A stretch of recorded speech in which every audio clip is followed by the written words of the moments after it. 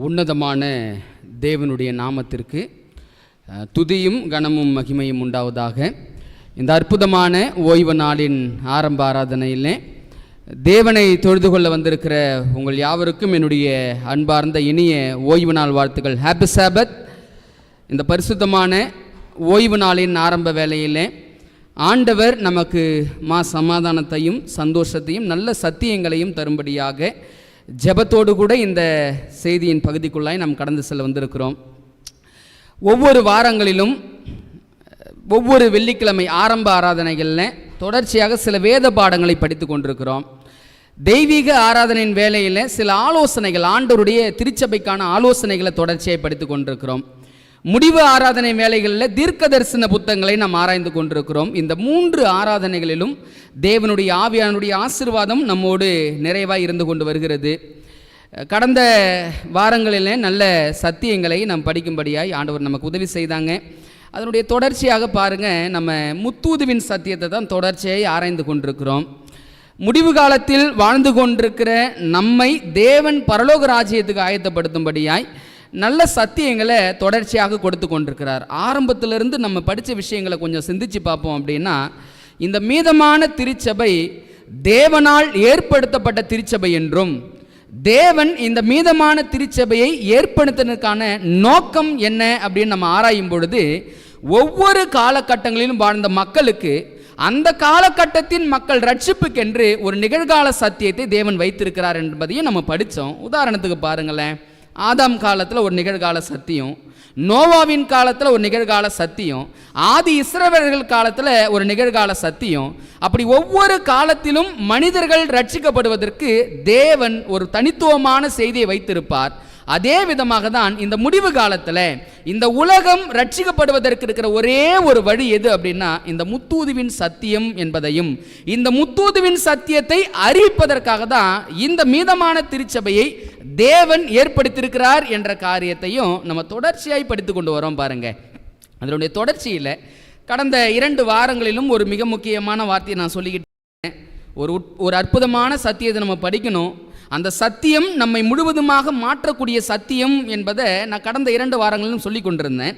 So அதனுடைய தொடர்ச்சியாக தேவ சமூகத்தில் இந்த வாரம் தேவ செய்திக்காக நான் அமர்ந்து ஜெபித்து கொண்டிருந்தேன். ஆண்டவரே, இந்த முத்தூதுவின் சத்தியம் நாங்கள் மற்றவர்களுக்கு பிரசங்கிக்கணும், மற்றவர்களுக்கு கொண்டு போய் சேர்க்கணும். அந்த பாரத்தை ஆண்டவர் எங்களுக்கு கொடுத்துருக்குறீங்க. அந்த சத்தியத்தை நாங்கள் முழுமையாய் புரிந்து கொள்வதற்கு எங்களுக்கு உதவி செய்யுங்க ஆண்டவரே அப்படின்னு சொல்லி தொடர்ச்சியாய் ஜெபித்து கொண்டிருந்தேங்க. அப்படி ஜெபித்து கொண்டிருந்த வேளையில் ஆண்டவர் ஒரு மிக முக்கியமான விஷயத்தை என்னோடு பேசினார். அது எனக்கு ரொம்ப ஆச்சரியமான ஒரு காரியமாக இருந்தது. ஆண்டவர் பேசின காரியம் என்ன அப்படி என்பதை நாம் புரிந்து கொள்வதற்கு ஒரு சிறு ஜெபம் செய்யலாங்களா? எலியா, கடைசி எலியாவின் தூது என்ற தலைப்பில் ஒரு சத்தியத்தை படிக்க போகிறோம். ஆவியானவர் நமக்கு உதவி செய்யட்டுமே. பிதாவே, உங்கள் சமூகத்தில் வந்து மனதை தாழ்த்தி அப்பா பேசுவீராக என்று கேட்கிற அடிமையின் பிள்ளைகளாய் நாங்கள் இருக்கிறோம். ஆண்டவரே, என் அன்பு தெய்வமே, சத்தியத்தை கொண்டு எங்களோடு பேசுங்கப்பா. சத்திய ஆவியானவர் எங்களோடு பேசட்டும்பா.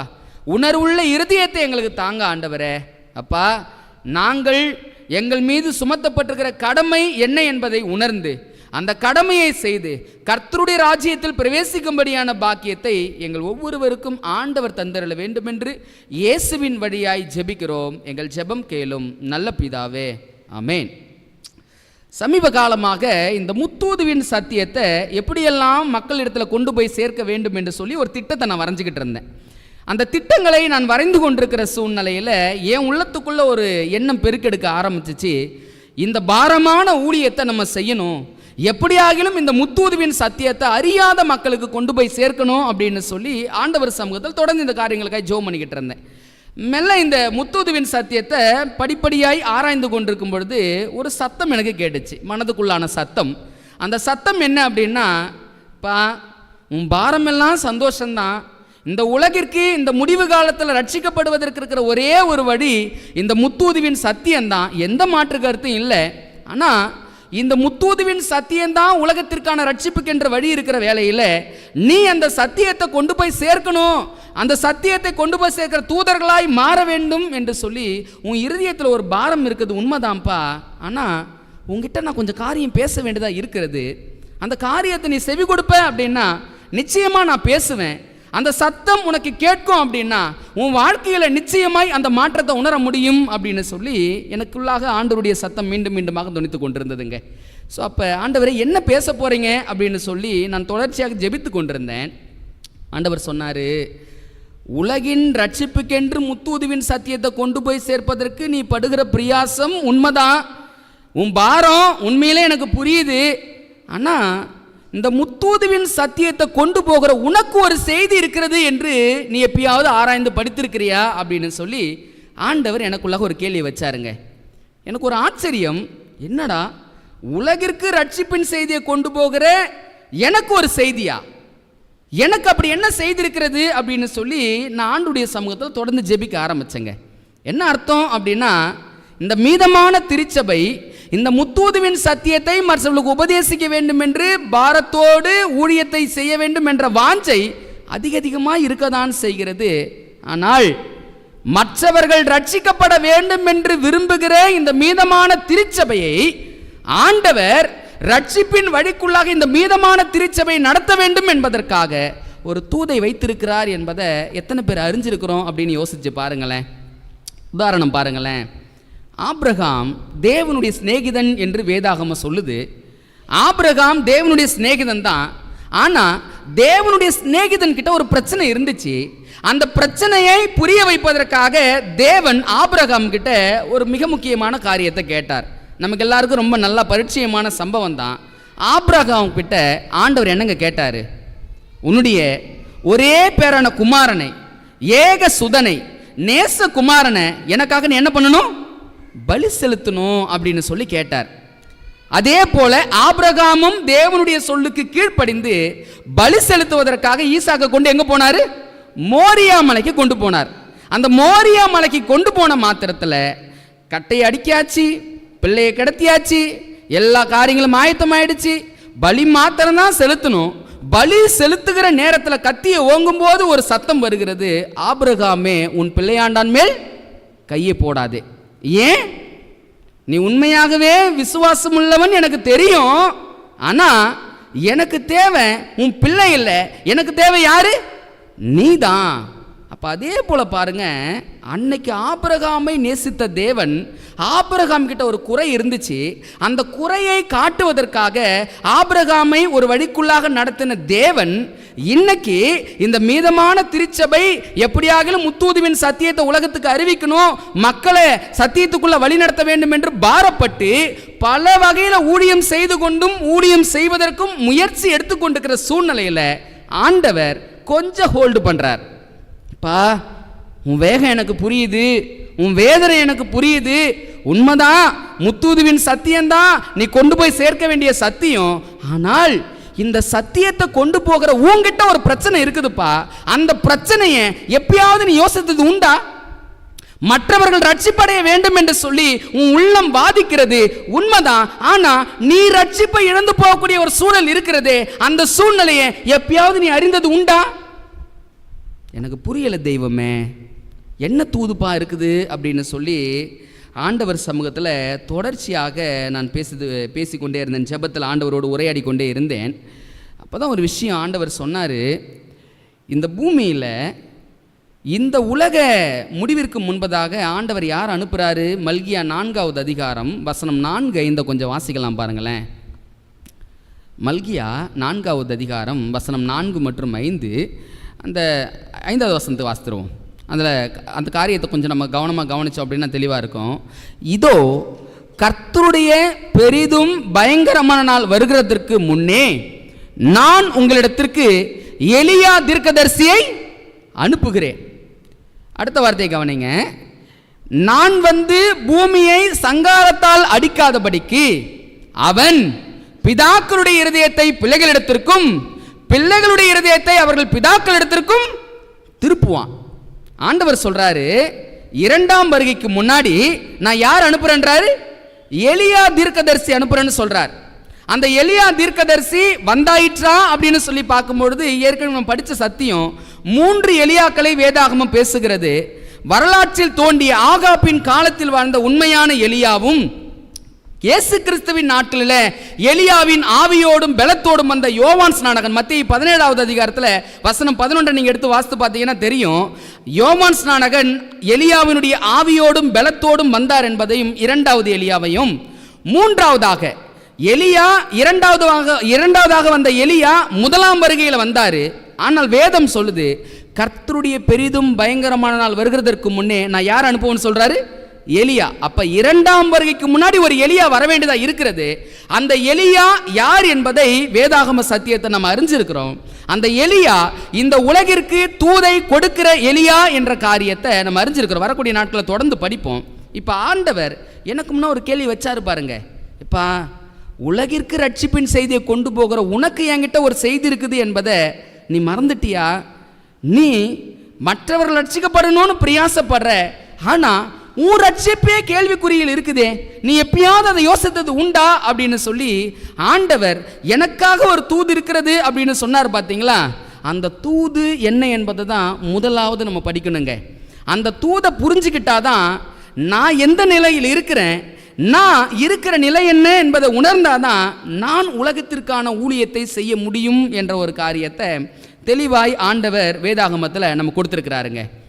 ஸோ இந்த மீதமான திருச்சபை உலகிற்கு ரட்சிப்பின் செய்தியை கொண்டு போகிற திருச்சபை. ஆனால் இந்த திருச்சபைக்கு ஆண்டவர் இடத்துல ஒரு தூது இருக்குதுன்னு சொன்னோம் பார்த்தீங்களா? அந்த செய்தி எங்கே இருக்குது தெரியுங்களா?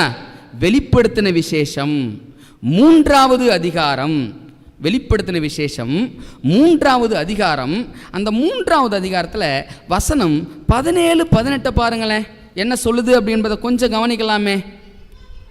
நீ நிர்பாக்கியம் உள்ளவனும் பரிதபிக்கப்படத்தக்கவனும் தரித்திரனும் குருடனும் நிர்வாணியுமாயிருக்கிறதை அறியாமல் நான் ஐஸ்வர்யவான் என்றும் திரம்பிய சம்மனன் என்றும் எனக்கு ஒரு குறையுமில்லை என்று சொல்லுகிறபடியால் நான் நீ ஐஸ்வர்யான் ஆகும்படிக்கு நெருப்பிலே புடமிடப்பட்ட பொன்னையும் உன் நிர்வாணமாகிய அவலட்சணம் தோன்றாதபடிக்கு நீ உடுத்திக் கொள்வதற்கு வெண்வஸ்திரங்களையும் என்னிடத்திலே வாங்கிக் கொள்ளவும், நீ பார்வை அடையும்படிக்கு உன் கண்களுக்கு கழிக்கப்படவும் வேண்டும் என்று உனக்கு ஆலோசனை சொல்லுகிறேன்.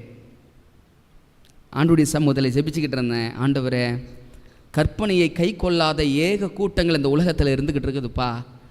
நான் போகிறேன் ஆண்டவரே, அவங்கள கற்பனையை கை கொள்வதற்கு நான் எதாகிலும் செய்கிறேன் ஆண்டவரே, என்னை அனுப்புங்கப்பா, அவர்கள் கற்பனையை கை கொள்ளணும் ஆண்டவரே அப்படின்னு சொல்லி உலகம் கற்பனையை கை கொள்ள வேண்டும் என்று சொல்லி பிரயாசப்பட்டு தேவ சமூகத்தில் ஜெபிக்கிற என்கிட்ட ஆண்டவர் ஒரு கேள்வியை வைக்கிறாரு. எப்பா, உண்மைதான் சாமி, நீ போய் உலகத்துக்கு செய்தி அறிவிக்கணும், கற்பனை அவங்க கடைபிடிக்கிறவங்களாம் மாறணும், உன் பாரமெல்லாம் நியாயமானது தான். ஆனால் உங்ககிட்ட ஒரு பிரச்சனை இருக்குது. ஏன் உங்ககிட்ட இருக்கிற பிரச்சனையை நீ அறியாம உலகத்தை யோசிக்கிறேன்? உலகின் ரட்சிப்பை சிந்திக்கிற நீ ஏன் உன்னுடைய ரட்சிப்பை நீ சிந்திக்காம போயிட்டேன்? ஆண்டவரே, நான் நல்லா தானே இருக்கிறேன், நான் வேதம் வாசிக்கிறேன், ஜெபம் பண்ணுறேன், டை கட்டுறேன், ஊழியம் செய்கிறேன், பிரசங்கம் பண்ணுறேன், என்னால் காரியங்களை இயன்றதெல்லாம் நான் செஞ்சுக்கிட்டு தான் இருக்கிறேன். என்கிட்ட ஒரு குறையும் இல்லையே ஆண்டவரே, ஒரு குறையும் எனக்கு இருக்கிற மாதிரி தெரியலையே ஆண்டவரேன்னு ஆண்டவர் சமூகத்தில் கேட்கும் பொழுது சொல்கிறாரு, எப்பா, வஞ்சனையிலே பெரிய வஞ்சனை எது தெரியுமாப்பா? உங்ககிட்ட குறையே இல்லைன்னு ஒரு மனசு இருக்குது பாரு, அதுதான் உனக்குள்ள இருக்கிற பெரிய வஞ்சனை. என்ன ஆண்டவரே சொல்கிறீங்க? புரிகிற மாதிரி பேசுங்களா ஆண்டவரே. உலகம் கற்பனையை கை கொள்ளணும்னு சொல்லி இவ்வளோ பிரயாசப்படுறியப்பா, உன் வாழ்க்கை கற்பனையை கை கொள்கிற அளவுக்கு இருக்குதா? வாப்பா, உனக்கு ஒரு செய்தி வச்சிருக்கிறேன், அந்த செய்தியை கொஞ்சம் வந்து படி. உன் நிலையை நான் இருக்கிற வண்ணமாகவே காட்ட போகிறேன். நான் எப்படி உன்னை பார்க்கறனோ அதே விதமாகவே நீயும் உன்னை பார்த்த அப்படின்னா உன்கிட்ட என்ன குறை இருக்குதுன்னு உன்னால் புரிஞ்சுக்க முடியும். நான் பார்க்குற விதமாக நீ உன்னை பார்க்கல அப்படின்னா உன் குறை ஒருபோதும் உனக்கு தெரியாது.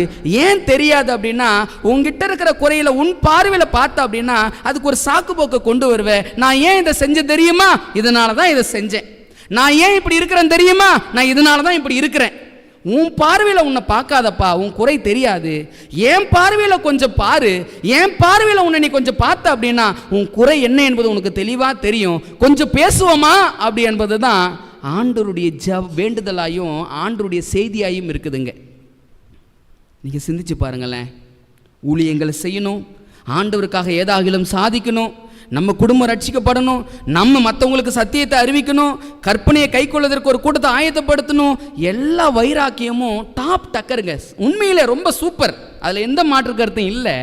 ஆனால் கேள்வி என்ன அப்படின்னா, மற்றவர்கள் ரட்சிக்கப்பட வேண்டும் என்று விரும்புகிற நீ ரட்சிக்கப்பட்ட அனுபவத்துக்குள்ளாக இருக்கிறாயா என்பது தான் ஆண்டவருடைய மிகப்பெரிய கேள்விங்க. ஆண்டவருடைய பாரம் என்ன அப்படின்னா, இப்பா உன் பாரம் பெருசு, உன் தவிப்பு எனக்கு புரியுது, ஆனால் உங்ககிட்ட ஒரு குறை இருக்குதுடா சாமி, அந்த குறையை நான் உனக்கு காட்டுறேன், அந்த குறையை நீ கொஞ்சம் பார்த்துக்கிட்ட அப்படின்னா அந்த தவறுலேருந்து உன்னால் வெளிப்பட முடியும்பா.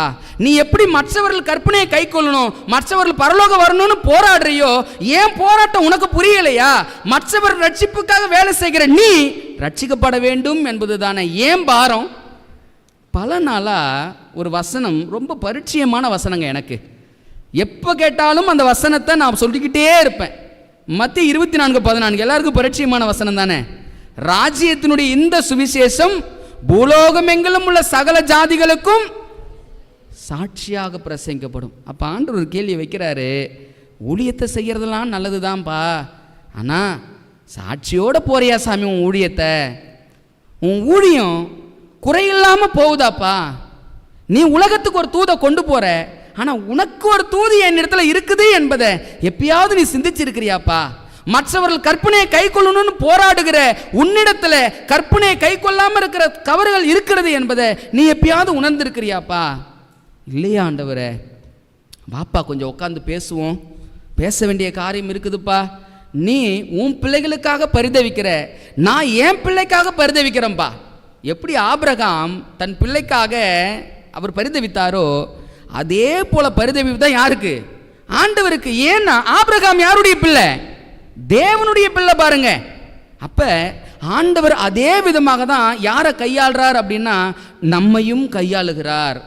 அன்பானவர்களே, இந்த சத்தியத்தை ஒருவேளை நீங்கள் கேட்கும் பொழுது யோசிக்கலாம், என்னடா பாஸ்டர் முத்தூது அதையே சுற்றி சுற்றி வந்துக்கிட்டு இருக்கிறாரே, ஏதோ செய்தி இருக்குதுன்றாரு, தூது இருக்குதுன்றாரு, இதை பார்க்கணும் இதை படிக்கணும்னு சொல்கிறாரு, இங்கேயே இருக்கிறாரு, கொஞ்சம் நல்ல பிரசங்களை செய்யலாமே, நல்ல ஒரு கேரக்டரை எடுத்து பேசி உற்சாகப்படுத்தலாமே. உண்மைதாங்க. ஆனால் ஆண்டவருடைய சத்தம்னு ஒன்று இருக்குது இல்லைங்களா? எனக்கு ஒரு சித்தம் உண்டு, ஆனால் அந்த சித்தத்தை நிறைவேற்ற நான் விருப்பப்படலை. நான் எதை நிறைவேற்ற விருப்பப்படுறேன் அப்படின்னா, ஆண்டவர் ஒரு சித்தத்தை வச்சிருக்கிறாரு, அந்த சித்தத்தை நிறைவேற்றுவதே என்னுடைய விருப்பம் ஆகணும் அப்படின்னு சொல்லி தான் நான் ஒவ்வொரு வெள்ளிக்கிழமைகளும் ஆண்டவருடைய சமூகத்துக்கு வருவதற்கு முன்பாக ஜெபிச்சுக்கிட்டு இருக்கிறாங்க. நீங்கள் யோசித்து பாருங்க, அந்த உலகத்துக்கு தூதை அறிவிக்க வேண்டிய இந்த மீதமான திருச்சபைக்கு தேவ கரத்தில் ஒரு தூது உண்டு. அந்த தூதின் பேர் என்ன தெரியுங்களா? லவோதிக்கியாவின் தூது, லவோதிக்கியாவின் செய்தி. ஆண்டவர் உலகம் ரட்சிக்கப்படுவதற்கு இந்த மீதமான திருச்சபை போராடுது, உலகம் சத்தியத்தை அறிந்து கொள்வதற்கு இந்த திருச்சபை முயற்சி செய்து. ஆனா ஆண்டவருடைய முயற்சி என்ன அப்படின்னா, நீ ஃபர்ஸ்ட் ரட்சிக்கப்படுப்பா, பிறகு மற்றவங்களுக்கு அந்த ரட்சிப்பின் அனுபவத்தை கொண்டு போப்பா அப்படின்னு சொல்றதுதான் ஆண்டவருடைய பாரமா இருக்குதுங்க. அநேக நேரங்களில் ஆண்டவர் பார்க்குற விதமாக நம்மளால் பார்க்க முடியல பாருங்க. என் நிலையை நான் என்ன நினச்சிக்கிட்டு இருக்கிறேன் அப்படின்னா, நான் ஒழுங்காக தானே ஜெபம் பண்ணுறேன், ஒழுங்காக தானே வேதம் வாசிக்கிறேன், நான் ஒழுங்காக தானே ஊழியம் செய்கிறேன், நான் ஒழுங்காக தானே பிரசங்கம் பண்ணுறேன், எனக்கு ஒரு குறை இருக்கிற மாதிரி தெரியலையே அப்படின்னு சொல்லி என் சூழ்நிலையை என் பார்வையில் பார்க்கும்போது எனக்கு ஒரு குறையும் தெரியறது இல்லைங்க. என் பார்வைக்கு மற்றவங்க தான் குறையாக தெரிகிறாங்க. ஆனால் ஆண்டவர் கொஞ்சம் அந்த டைமென்ஷனை மாற்றி, எப்பா உன் பார்வையில் பார்க்காத, என் பார்வையில் உன்னை நான் காட்டுறேன் பாரு அப்படின்னு சொல்லும்போது தான் வசனம் சொல்லுது. நம்ம வெளிப்படுத்தின 3வது அதிகாரத்தில் நம்ம வாசித்தோம். அந்த 16-17 வசனங்களை வாசிக்கும் போது ஆண்டவர் முதல் வார்த்தையை பயன்படுத்தினார். என்ன வார்த்தையை பயன்படுத்தினார்? நீ நிர்பாக்கியம் உள்ளவனும். அப்படின்னா என்னங்க அர்த்தம்? நம்ம எல்லாம் பாக்கியவானுன்னு நான் நினச்சிக்கிட்டு இருக்கிறேங்க. நான் நினச்சிக்கிட்டு இருக்கிறேன், இந்த சத்தியத்தை அறிஞ்சதுனால நீ பாக்கியவான், இந்த சபையில் நீ இருக்கிறதுனால பாக்கியவான், பாரு இந்த ஊழியத்தை செய்யறதுனால நீ பாக்கியவான் அப்படின்னு நான் என்னை பாக்கியவானாவே நினச்சிக்கிட்டு இருக்கிறேன். ஆண்டவர் சொல்கிறாரு, எப்பா நீ பாக்கியவான் இல்லடா, நீ எப்படி இருக்கிறனா நிர்பாக்கியம் உள்ளவனா இருக்கிறடா. உன் பாக்கியத்தை இழந்து போகிற வாழ்க்கை முறை உனக்குள்ளாக இருக்குதுடா. எனக்கு என் மனசுல ஒரு போராட்டம் உண்டு. உன் நிலையை எப்படியாவது உனக்கு கற்பிக்கணும்னு நான் ஆசைப்படுறேன். ஆனா உனக்கு தான் குறைய சொன்னா பிடிக்காதே, உடனே பைபிளை மூடுறியே, நான் எப்படிடா உங்ககிட்ட பேசுவேன்? அப்படியே ஆண்டவரே, ஆமாம் ஆண்டவரே, நிறைய நேரங்களில் என் குறைய எனக்கு சொன்னால் எனக்கு பிடிக்க மாட்டேது ஆண்டவரே. நான் பைபிளை உடனே மூடி வச்சுட்டு வேற ஏதாவது பகுதிக்கு போயிடலாம் அப்படின்னு போயிடுறேன் ஆண்டவரே. ஆண்டவருடைய பாரம் என்னன்னு பாருங்க, நாம் ரட்சிக்கப்படணுங்க. இந்த மீதமான திருச்சபை அந்த ரட்சிப்பின் அனுபவத்துக்குள்ளே வரணும் பாருங்க. அதனால தான் எப்படி கிறிஸ்துவினுடைய முதலாம் வருகையில் எலியா வந்து திருச்சபை அன்னைக்கு ஆயத்தப்படுத்தினாரோ, அதே போல இரண்டாம் வருகைக்கு முன்னாடி ஆண்டவர் யார் அனுப்புறாருன்னா எலியாவை அனுப்புறாருங்க. இந்த எலியா வந்து என்ன ஊழியத்தை தெரியுமா செய்கிறாரு? திருச்சபைக்காக. வெளியில் நிறைய காரியங்கள் இருக்குதுங்க, அதெல்லாம் படிப்போம் வரக்கூடிய நாட்களில். ஆனால் முத்தூதுவை கொண்டு போகிற திருச்சபைக்கு எலியாவின் தூது என்ன? ஒரு வசனத்தை வாசிக்கலாங்களா? ஏசாயாவின் புத்தகம் 58வது அதிகாரம் 1வது வாக்கியம் என்னன்னு பாருங்களேன். சத்தமிட்டு கூப்பிடு, அடக்கி கொள்ளாதே, எக்காலத்தை போல் உன் சத்தத்தை உயர்த்தி என் ஜனத்துக்கு அவர்கள் மீறுதலையும் யாக்கோபின் வம்சத்தாருக்கு அவர்களுடைய பாவங்களையும் தெரிவி. எலியா இந்த மீதமான திருச்சபைக்கு கொடுக்கக்கூடிய ஒரு செய்தி என்ன அப்படின்னா, ஆண்டவர் சொல்றாரு, சத்தமிட்டு கூப்பிடு, அடக்கி கொள்ளாதப்பா. ஏன் ஆண்டவரே? உன்னை அடக்கிற சூழ்நிலை வரும், ஆனா நீ அடக்கி கொள்ளாத, உன் வேலையை நீ சரியா செய். சத்தமிட்டு கூப்பிடு, அடக்கி கொள்ளாத, எக்காலத்தை போல் உன் சத்தத்தை உயர்த்தி என் ஜனத்துக்கு. ஆண்டவர் என்ன வார்த்தைங்க பயன்படுத்துறாரு? என் ஜனம் அப்படின்னா, என் ஜனம்னா யாரு? நான் தாங்க, நீங்க தாங்க. ஆண்டவர் சொல்றாரு, என் ஜனத்துக்கு அவர்கள் மீறுதலையும் யாக்கோபின் வம்சத்தாருக்கு அவர்கள் பாவங்களையும் தெரிவி. திருச்சபையில் எலியாவின் கடைசி எலியாவின் தூது, திருச்சபைக்கான தூது என்ன அப்படின்னா, முதலாம் வருகையில், கிறிஸ்துவின் முதலாம் வருகையில் அன்னைக்கு இருந்த ஆதி இஸ்ரவேல் திருச்சபையை ஆயத்தப்படுத்துவதற்கு எலியா தூத கொடுத்தாரு. தூத கொடுத்து மக்களை மனம் திரும்புதலுக்குள்ளாக அழைச்சாரு. சொன்னாரு, கோடாரி எதுக்கு பக்கத்தில் இருக்குதுன்னு சொன்னாரு? மரத்தின் வேரருகே வைக்கப்பட்டிருக்கிறது. கனி கொடுக்காத மரங்கள் எல்லாம் வெட்டுண்டு அக்னியிலே போடப்படும், தூற்று கூட அவருடைய கையிலே இருக்கிறது. எப்படி முதலாம் வருகையில் தன் திருச்சபையை ஆயத்தப்படுத்துவதற்கு எலியாவின் ஆவியோடும் பலத்தோடும் யோவான் ஸ்நானகனை அனுப்பி, என் மக்களுக்கு அவங்க பாவங்களை தெரிவி, என் மக்களுக்கு அவங்க குற்றங்களை சொல்லு, என் ஜனத்தின் மீறுதலை அவங்களுக்கு கற்றுக்கொடு அப்படின்னு சொல்லி எப்படி யோவான் ஸ்நானகனை முதலாம் வருகையில் ஆண்டவர் அனுப்பினாரோ, அதே விதமாக இந்த இரண்டாம் வருகைக்கு முன்னாடி மூன்றாவது எலியா வராங்க.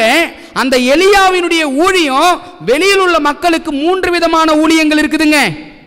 ஆனால் அவருடைய சொந்த திருச்சபைக்கு ஒரு தூது இருக்குது. அந்த தூது என்ன அப்படின்னா, இந்த ஜனம் பாவத்தில் இருக்குதுப்பா, என் ஜனம் அக்கிரமத்தில் இருக்குதுப்பா, நீ சத்தத்தை அடக்கி கொள்ளாதப்பா, நீ இன்னும் சத்தமா பேசுப்பா, நீ சத்தத்தை உயர்த்துப்பா. ஏன்னா என் ஜனத்துக்கு செவி மங்கி போச்சு, சரியா கேட்க மாட்டுது, அவங்க நினைக்கிறாங்க அவங்க சரியா தான் இருக்கிறாங்க அப்படின்னு.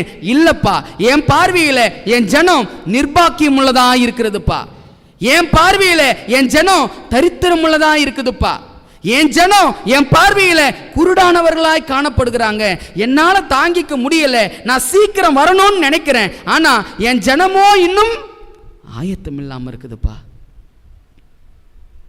என் மனசுல நான் நினைச்சேங்க, எப்படியாகிலும் முத்தூதுவின் செய்தியை கொண்டு போய் உலகத்துக்கு எப்படியாவது அறிவிக்கணும்னு நான் நினைச்சேன். ஆண்டவர் சொல்றாரு, முத்தூதுவின் செய்தியை சொல்றதெல்லாம் இருக்கட்டும் சாமி, உனக்கு ஒரு செய்தி வச்சிருக்கிறேன்டா, நீ அதில் ஃபர்ஸ்ட் அந்த செய்தி என்னன்னு படிப்பா. அதை படிக்காம உன் நிலை என்னன்னு தெரியாம நீ மற்றவர் ரட்சிப்பை யோசிக்கிற, ஆனா ஏன் பாரம் எல்லாம் நீ எப்படி ரட்சிக்கப்படுவே என்பது தான்பா ஏன் பாரம். கிறிஸ்துவுக்குள் அன்பானவர்களே, பாவ அறிக்கை செய்வதற்கும் மனம் திரும்புதலுக்கான அழைப்பை கொடுப்பதும் தான் கடைசி எலியாவின் தூதாய் இருக்கிறது. ஜனங்களை பாவ அறிக்கை செய்ய வைப்பதற்கும் அவர்கள் மனம் திரும்புதலுக்குள்ளாக அழைப்பதும் தான் கடைசி எலியாவின் தூதா இருக்கிறது. அந்த தூது எதுல இருக்குது அப்படின்னா, அதுதான் லவோதிக்கேயாவின் செய்தி. வெளிப்படுத்தின விசேஷம் 3வது அதிகாரத்தில் அந்த தூதை தான் என்ன பண்ண நம்ம படிச்சோம். நான் ஆரம்பத்தில் சொன்னேன் பார்த்தீங்களா, அநேக நேரங்களில் ஆண்டவர் என் குறையை கொஞ்சம் பேச ஆரம்பித்தார் அப்படின்னா நான் என்ன பண்ணிவிடுவேன், வேறு பக்கம் திருப்பிடுவேன். ஏன் குறைய சொன்னால் தான் எனக்கு பிடிக்கிறதே இல்லையே. அப்படி தாங்க நிறைய நேரங்களில் மனசு குத்தும் பாருங்க, உடனே பைபிள் என்ன பண்ணிடுவேன், நான் திருப்பிடுவேன். மனசு குத்துற மாதிரி ஒரு செய்தி வந்துச்சு அப்படின்னா என்ன பண்ணிடுறது, உடனே கவனத்தை திருப்பிடுறது. ஆண்டவர் பேசுறது எப்படிங்க கேட்கும்? இந்த முடிவு காலத்தில் தெய்வத்தினுடைய பாரம் என்ன அப்படின்னா, நீ போடுற திட்டங்கள்லாம் பெருசுப்பா, ரொம்ப சந்தோஷம், உன் யோசனையெல்லாம் பெருசு, ரொம்ப சந்தோஷம். ஆனால் என் மனசுக்குள்ள உனக்கான தவிப்பு இருக்குதேப்பா, நீ ரட்சிக்கப்படணுமே, நீ உலகம் கற்பனையை கை கொள்ளணும்னு யோசிக்கிற, ஆனால் நீ கற்பனையை கை கொள்ளணுமே முழுசா, நீ முழுமையாய் தேவ பிள்ளையாய் மாறணுமேப்பா. உனக்குள்ள மாற்றம் இல்லாத போது நீ எப்படிப்பா மற்றவங்களுடைய மாற்றத்தை யோசிக்கிற அப்படின்னு சொல்லி கேட்கிற ஒரு கேள்விதான் ஆண்டவருடைய கேள்வியாக இருக்குதுங்க. இந்த சத்தம் என்னிடத்துல பிறந்த மாத்திரத்தில், அப்படி ஆண்டவரே நான் நிர்பாக்கியம் உள்ளவனாப்பா, நான் நினச்சிக்கிட்டு இருக்கிறேன் நான் பாக்கியவான், இந்த சபையில் சேர்ந்ததுனால, இந்த தூதை வைத்திருக்கிறதுனால, இந்த சத்தியத்தை மற்றவங்களுக்கு போதிக்கிறதுனால நான் பாக்கியவான்னு நான் நினச்சிக்கிட்டு இருக்கிறேன் ஆண்டவரே. ஆனால் உங்கள் பார்வையில் என்னை நிர்பாக்கியம் உள்ளவன்னு சொல்லிட்டீங்களே ஆண்டவரே, நான் எப்படிப்பா பாக்கியம் உள்ளவனா மாறுறது? நான் குருடனாப்பா, எப்பப்பா எனக்கு பார்வை தெரியும்? ஆண்டவரே நான் தரித்திரனா இருக்கிறேனாப்பா, எப்பப்பா நான் ஐஸ்வர்யவனா மாற முடியும் அப்படின்னு ஆண்டவர் சமூகத்தில் கேட்டபோது ஆண்டவர் சொன்ன வார்த்தை, உன் நம்பிக்கை ஒன்றும் வீண் போகாது, நீ கவலைப்படாத, நான் ஒவ்வொரு விஷயமா உங்ககிட்ட பேசுகிறேன், நான் குறைய மாத்திரம் காட்டுறேன், அந்த குறையை உனக்கு நான் காட்டும்போது அது உன்னிடத்துல இருக்குது அப்படின்னா நீ ஒத்துக்கொள்ளுப்பா. ஆமாண்டவரே குறை இருக்குதுன்னு ஒத்துக்க, அது போதும். நான் உன்னை என்ன செஞ்சிருவேன் அப்படின்னா, அந்த சுத்தமாக புடமிடப்பட்ட பொன்னை போல உன்னை நான் மாற்றுவதற்கு நான் முயற்சி செய்து கொண்டிருக்கிறேன்ப்பா. ஆண்டவர் அவர் திருச்சபைக்கு கொடுக்குற அழைப்பு என்ன அப்படின்னா, ஏசாயாவின் புத்தகம் 52வது அதிகாரம் முதல் வாக்கியத்தை கொஞ்சம் வாசிக்கலாம் பாருங்களேன். எழும்பு எழும்பு சீயோனே, உன் வல்லமையை தரித்துக்கொள், பரிசுத்த நகரமாகிய எருசலேமே உன் அலங்கார வஸ்திரங்களை உடுத்திக்கொள், விருத்த சேதனம் இல்லாதவனும் அசுத்தனும் இனி உன்னிடத்தில். வசனத்தை பாருங்க, எலும்பு எலும்பு சீயோனே அப்படின்னா அப்போ தேவ ஜனம் எப்படிங்க இருக்குது, நான் எப்படிங்க இருந்துக்கிட்டு இருக்கிறேன்? விழுகையான வாழ்க்கையில் இருக்கிறேங்க. சிந்திச்சு பாருங்களேன், இங்கே இருக்கிற எல்லாருமே ஏதோ ஒரு பாவத்தை ஜெயிக்கணும்னு இந்த நாள் வரைக்கும் போராடிக்கிட்டு தானே இருக்கிறோம். எழ முடியலையே ஆண்டவரே, நல்ல வாழ்க்கையை வாழணும்னு விருப்பம் ஆண்டவரே, ஆனால் வாழ முடியலையேப்பா, என் வாழ்க்கை இப்படியாவே இருந்துகிட்டு இருக்குதே ஆண்டவரே, நான் மாறவே இல்லையே ஆண்டவரே, நான் இப்படியாகவே கடந்து சென்றுகிட்டு இருக்கிறேனே ஆண்டவரே. இந்த காரியம் ஆண்டவர் சமூகத்தில் ஜெபிக்கிற ஜெபம் நம்ம எல்லாருடைய வாழ்க்கையிலும் இருக்க தானே செய்யுது. அதான் ஆண்டவர் சொல்கிறாரு, எழும்பு எழும்பு சீயோனே உன் வல்லமையை. அப்போ வல்லமையை தரித்துக்கொள் அப்படின்னா எதை இழந்திருக்குது? வல்லமையை இழந்திருக்குதுங்க. வல்லமை இருந்தால் தான் அப்போஸ்தலர் 1:8 அப்போஸ்தலர் 1:8 சொல்லுது, நீங்கள் பலனடைந்து, என்னங்க வார்த்தை வரும், எருசலேமிலும் யூதேயாவிலும் சமாரியாவிலும் பின்பு பூமியின் கடைசி பரியந்தமும் எனக்கு. உங்களுக்கு புரியுதுங்களா ஏன் நம்ம வாழ்க்கையில் சாட்சி இல்லைன்னு புரியுதுங்களா? ராஜ்யத்தினுடைய இந்த சுவிசேஷம் பூலோகம் எங்கிலும் உள்ள சகல ஜாதிகளுக்கும் சாட்சியாக போகணும். ஆனால் ஏன் சாட்சி இல்லை அப்படின்னா நம்ம எந்த நிலையில் இருக்கிறோம்? விழுந்து போன நிலையில் இருக்கிறோம். ஆண்டவர் சொல்கிறாரு, உன்னை எழுப்பணும் அப்படின்னு தான் என் பிரயாசம். நான் ஒரு 10 நாள் உங்ககிட்ட பேச போகிறேன். அந்த 10 நாள் நான் பேசுகிற வார்த்தையை நீ கவனத்தோடு கேட்டு அந்த அந்த காரியம் உன் வாழ்க்கையில் இருக்குது அப்படின்னா, அப்பா நீங்கள் சொல்கிற விதமாக தான் நான் இருக்கிறேன் அப்படின்னு சொல்லி நீ ஒப்படைச்சிருப்பா. நான் உன்னை எழுப்பிடுவேன். நான் உன்னை எழுப்பி எந்த வல்லமையை நீ இழந்தியோ, எந்த வல்லமையை நீ இழந்து தவிக்கிறியோ, அந்த வல்லமையை நான் மீண்டும் உனக்கு என்ன பண்ணுவேன்? கொடுப்பேன். அடுத்த வார்த்தையை நம்ம அந்த ஏசாயா 52வது அதிகாரத்தில் அடுத்த வார்த்தையை நம்ம வாசித்தோம். ஆண்டவர் வல்லமையை கொடுக்குறாரு, அதோடு சேர்ந்து எதையும் கொடுக்குறாரா? பரிசுத்த நகரமாகிய எருசலேமே உன் அலங்கார வஸ்திரங்களை. லவோதிக்கா தூதில் என்னங்க பார்த்தோம்? நிர்வாணின்னு சொல்லிட்டார் ஆண்டவர். அப்படின்னா என்ன அர்த்தம்? நிர்வாணினா இன்னும் கிறிஸ்துவின் அந்த குணம் கிறிஸ்துவின் நீதி நம்மக்கிட்ட வரவே இல்லையா. ஆண்டவர் சொல்கிறாரு, எனக்கு நீ செவி கொடுத்த அப்படின்னா உனக்கு நான் அலங்கார வஸ்திரத்தை கொடுத்தவன்பா அப்படின்னு சொல்லி அடுத்த விஷயத்த சொல்கிறாரு. விருத்த சேதனம் இல்லாதவனும் அசுத்தனும் இனி உன்னிடத்தில் என்ன தெரியுங்களா சொல்கிறாரு, நான் உன்னை எதிரியின் கையில் விடவே மாட்டேன்னு சொல்கிறார். அப்படிங்களா ஆண்டவரே, நான் என்ன ஆண்டவரே செய்யணும்? நான் பேசும்போது எனக்கு செவி கொடுப்பா. உலகிற்கு ஒரு தூதை கொண்டு போகிறப்பாரு, உனக்கு என்னிடத்துல ஒரு தூது உண்டுப்பா. அந்த தூதை நான் உன் பேசும்போது அப்படியாகவே நீ இருக்கிற ஆண்டவரே அப்படின்னு சொல்லி உன்னை நீ ஒப்படைப்ப அப்படின்னா நிச்சயமாய் நான் உன்னை எழும்பி பிரகாசிக்கிற சீயோனா என்னால் மாற்ற முடியும்பா. பல வருஷமா இந்த பாவத்தை விட முடியலையேன்னு போராடி கொண்டிருக்கிற பாரு, அந்த போராட்டத்தை நான் ஒரு முடிவுக்கு கொண்டு வருவேன். பல வருஷமா நான் ஆண்டவருடைய குணத்துல வளரலையே நீ உன் மனசு கஷ்டப்படுது பாரு, அந்த கஷ்டத்தை உன்னிலிருந்து நான் போக்கிடுவேன்ப்பா. என்ன ஆண்டவரே செய்யணும்?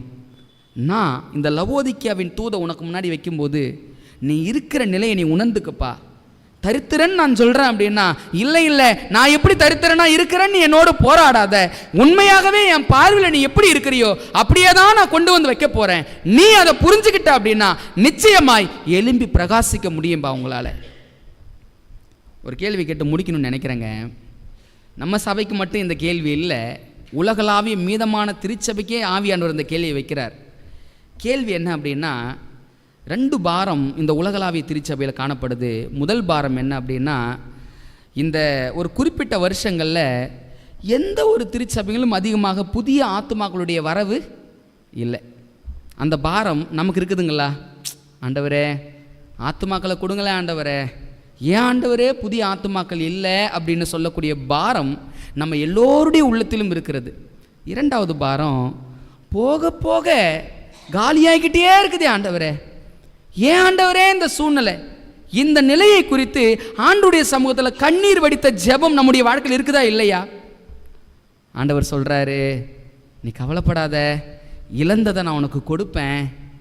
அன்னைக்கு ஆதி அப்போஸ்தலர் காலத்தில் எப்படி ரட்சிக்கப்படுகிறவர்களை திருச்சபையில் ஆண்டவர் அனுதினமும் கூட்டி சேர்த்தாரோ அதே அனுபவத்தை நான் உனக்கு கொடுக்கணும் அப்படின்னா நீ ஒரே ஒரு விஷயம் செய்.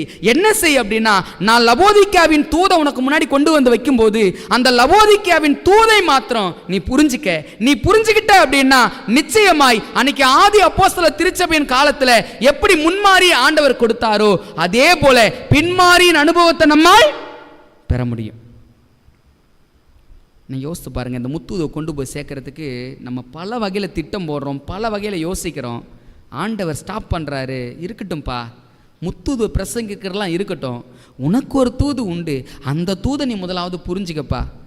என் மனசில் உனக்கான ஒரு பாரம் உண்டு. நீ மற்றவருடைய ரட்சிப்புக்காக கஷ்டப்படுற, கவலைப்படுற, கண்ணீர் வடிக்கிற. ஆனால் என் கண்ணீர் எல்லாம் என் பிள்ளையை நான் இழந்துருவனோ அப்படின்னு சொல்லக்கூடிய அளவிற்கு எனக்கு கஷ்டமாக இருக்குதுப்பா. ஆண்டவருடைய கண்களில் இறுதியாக அவருடைய ஊழியத்தின் முடிவில் ஒரு கண்ணீர் வந்துச்சு. அந்த கண்ணீர் என்னன்னு நமக்கு எல்லாருக்குமே தெரியும். லூக்காவின் புத்தகத்தில் 20-21 அதிகாரங்கள் அப்படியே வாசித்தீங்கன்னா அந்த எருசலேம் நகரத்தை பார்த்து ஆண்டவர் கண்ணீர் விட்டார். என்ன சொன்னார்? எருசலேமே எருசலேமே, கோழி தன் குஞ்சுகளை கூட்டி சேர்க்கும் வண்ணமாய் எத்தனையோ முறை உங்களை கூட்டி சேர்க்க நான் பிரயாசப்பட்டேன், ஆனால் உங்களுக்கோ என்ன தெரியுங்களா? ஆண்டவர் நம்ம இடத்துல இருக்கிற குறையை சத்தியத்தின் மூலமாக பேசுவாருங்க. அந்த குறையை கேட்கிற நாம, அந்த குறை என்கிட்ட இருக்குதா ஆண்டவரே, நான் மாறணுமாப்பா, நான் ஒப்படைக்கிற ஆண்டவரேன்னு சொல்லி அந்த குறையை ஆண்டவர் சமூகத்தில் கொண்டு சென்று நிவர்த்தி செய்வதற்கான முயற்சி செய்தோம் அப்படின்னா அந்த ஜெபம் நம்முடைய வாழ்க்கையில் நிறைவேறாதுங்க. ஆண்டவர் சொல்கிறாரு, உன்னை சந்திக்கும் காலத்தை நீ அறியாமல் போனபடியினால். ஜனம் ஆண்டவரை சந்திக்கிற காலத்தை அறியலையா? அன்னைக்கு இருந்த தேவ ஜனத்துக்காக என்ன கண்ணீர் வடித்தாரோ அதே கண்ணீர் தான் இன்னைக்கு இருக்கிற தேவ ஜனத்துக்காகவும் அவர் வடித்து கொண்டிருக்கிறார். அந்த கண்ணீருக்குரிய ஆள் அர்த்தம் என்ன அப்படின்னா, உனக்கு ஒரு செய்தியை வச்சிருக்கிறேன், அந்த செய்தி நீ புரிஞ்சிக்க, அதை நீ படிச்சுக்க, அதை நீ புரிஞ்சுக்கிட்ட அப்படின்னா உனக்குள்ள மாற்றம் வரும். நான் உன் வல்லமையை திரும்ப ரிஸ்டோர் பண்ணுவேன்ப்பா. நான் திரும்பவும் உன்னுடைய வல்லமையை தரித்து கொள்ளும்படி நான் உனக்கு உதவி செய்வேன். நான் உனக்கு அலங்கார வஸ்திரத்தை நான் கொடுப்பேன். இனி அசுத்தன் உன்னிடத்தில் வருவது இல்லையப்பா. நீ பரிசுத்த ஜனமாய், பரிசுத்த ஜாதியாய், பரலோகத்துக்கு சொந்தமான கூட்டமாய் உன்னால மாற முடியும். உன் மனசுல ஒரு பாரம் இருக்குது பாரு, 144,000 பேரா ஆண்டவரே எங்களை மாத்துங்கன்னு ஒரு பாரம் இருக்குது பாரு. அந்த பாரம் இந்த தூதை நீ புரிஞ்சுக்கிட்டாதான்பா அந்த காரியம் நிறைவேறும் என்பதுதான் ஆண்டவருடைய பாரமா இருக்குதுங்க. கிறிஸ்துவுக்குள் அன்பானவர்களே, இந்த லவோதிக்கியாவின் தூதை ஒவ்வொரு வாரமும் ஆண்டவர் உங்களுக்கு முன்னாடி வைக்கும்போது நீங்கள் செய்ய வேண்டியதெல்லாம் ஒன்றே ஒன்று தான். நம்ம பார்வையில் பார்த்துறாதீங்க, ஆண்டவர் என்ன விதமாக நம்மளை பார்க்குறாரோ அதே விதமாய் பார்ப்போம். கர்த்தர் நம்ம ஒவ்வொரு வாரங்களிலும் நல்ல சத்தியத்தில் வழி நடத்தும்படியாக ஜெபித்துக் கொள்வோம். கர்த்தர் தாமே நம் அனைவரையும் ஆசீர்வதிப்பாராக. ஆமென்.